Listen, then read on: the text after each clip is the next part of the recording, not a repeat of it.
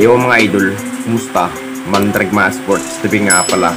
Ating pag-usapan, Barangay Nibra may bagong kapalit kay Jeremiah Gray at Coach Tim nagpapalakas ng player. Pero bago na nga yan, kung bago ka pala sa ating channel, huwag mong kalimutan mag-subscribe at i-click ang notification bell para lagi kang updated sa tinitis upload pa natin.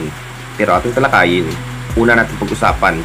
So 27 na nga ang mapapalaban ng ating Barangay Nibra laban nga sa Converge na walang talo sa buong laban.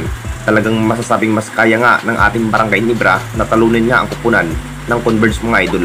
Ito na rin ang kinaabangan ng lahat sa pagtitrade nga ang nasabing player na si Jeremiah Gray. Baka papalitan na nga ba ito ng bagong player bilang gunner. Ilang laban na nga itong nasabing player na si Jeremiah Gray mga idol na hindi nakapaglaro sa kupunan ng Barangay Nibra dahil hindi pa rin nagre-recovery ang kanyang natamong injury at willing na rin si Jeremiah Gray na ibigay nga sa ibang kupunan kung sinong gusto nga na kunin si Jeremiah Gray. Nakita naman nating lahat mga idol sa naging laban nga ni Jeremiah Gray, magagaling pa rin sa outside shooting dahil hindi pa rin makapagtakbo, dahil hindi pa rin sapat ang kanyang tuhod. Ito na nga ba ang sinyalis na interesado nga ang kampo ng Barangay Nibra na kunin nga si Shonny Winston mga idol sa kupunan ng Barangay Nibra. Dalawang player nga ang nagka-interesado ang kupunan ng Barangay Nibra na si David Morel at Shonny Winston.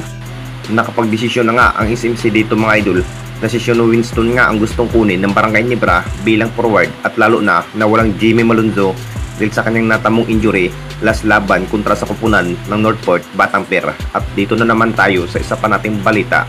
Coach Tim nagpapalakas ng player.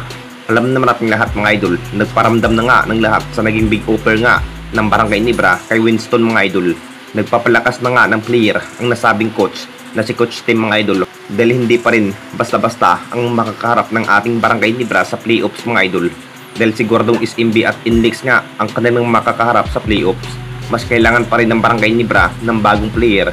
Alam naman natin kapag SMB na nga ang makakaharap ng ating Barangay Nibra, talagang mahihirapan nga ang kupunan ng Barangay Nibra dahil isa pa rin ang kupunan ng SMB na may daming key player katulad nga sa kupunan ng Barangay Nibra na may CJ Perez at Chris Ross, Abay Junmar Pajardo at Terence Romeo at Marcio Lassiter. Itong line-up nga ang SMB, mas nahihirapan nga ang kupunan ng Barangay Nibra at kumpiyansa pa rin ni Coach Tim mga idol na matalo na nga ang kupunan ng SMB kapag makapaglaro na nga si Shonny Winston mga idol dahil mas magandang itamdim nga si Winston at si Scotty.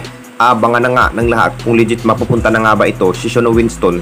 Talagang gugulat nga ang lahat kapag nasa ensayo na nga ito ng Barangay Nibra. Anong masasabi ninyo mga idol tungkol sa ating video? At yan ang ating topic mga idol. Comment down lang kayo kung meron man kayong sasabihin. Comment down lang kayo at sa susunod na naman ng ating video. Maraming salamat mga idol.